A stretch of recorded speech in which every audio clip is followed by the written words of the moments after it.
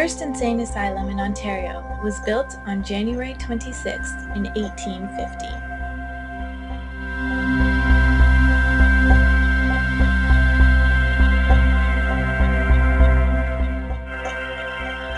John George Howard was the City of Toronto's official surveyor and civil engineer, and the first professional architect in Toronto.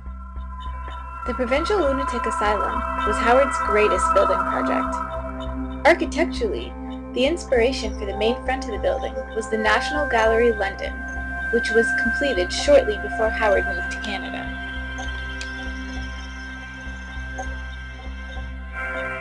In developing the facility, he studied contemporary literature on asylums and visited similar buildings in the USA.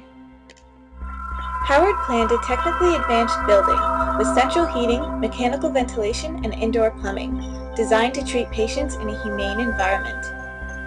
Each treatment unit contained facilities such as a dining room. Amenities included Protestant, Roman Catholic, and non-denominational chapels.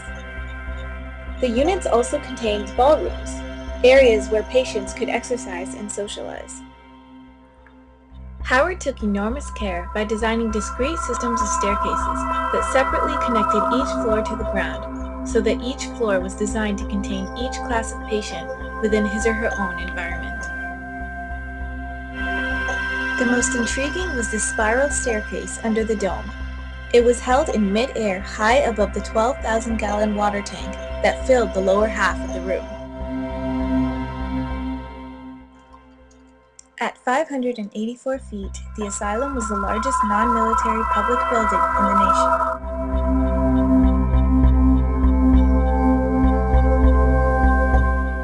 Prior to the opening of the asylum, the mentally ill either lived with their families or in jails, but received little, if any, professional care.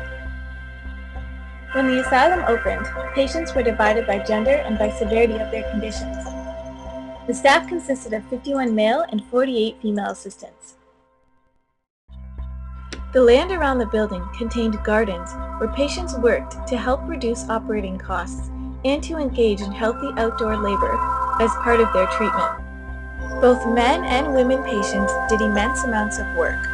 Men worked outdoors doing construction, maintenance, and farm work, when women worked primarily inside doing the sewing, knitting, and laundry for the asylum. All of these types of patient labor were known as work therapy or moral therapy, originally promoted by the asylum authorities as a humane way of getting patients engaged in light leisure and labor activity. In 1860, patients helped to build a brick wall that would conceal them and their lives from the surrounding world for more than 100 years. This brick barrier surrounded 50 acres of the asylum.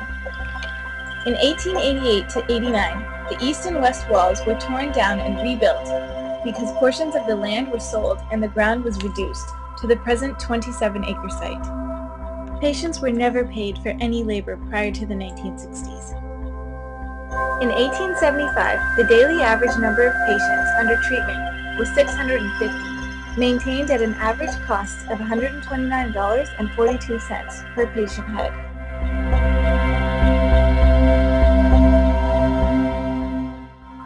Due to the ongoing problem of overcrowding and understaffing, the asylum was experiencing a declining of standards. Shortly after that, deinstitutionalization of former patients was occurring. Patients were released into the community with no proper community support programs. Many people lived in substandard housing with little sophistication or means to prevent their exploitation. The asylum went through a period of revitalization in the 1950s, where new community-based rehabilitative programs were introduced. The facility was renamed Queen Street Mental Health Center, the street address renumbered from 999 to 1001. The present Center for Addiction and Mental Health was completed on the site in 1979.